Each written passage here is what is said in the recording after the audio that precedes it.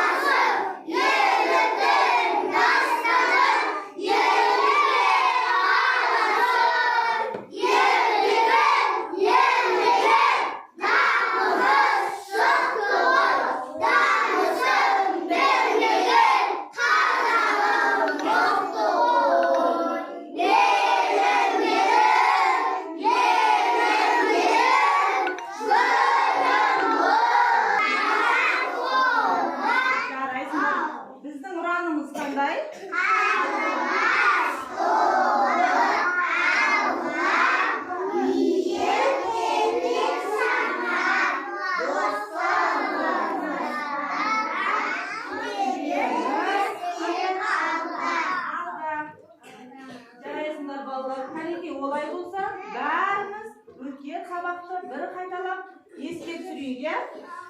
Кәнекей балалар, сендерге алфавит көрініп тұр ма? Жарайсыңдар балалар, бізде қазақ алфавитінде неше әріп бар? Жарайсыңдар. Кеше қандай әріп өтті? Ю әрпін өттік, иә? Балалар, дыбыстар нешеге бөлінеді?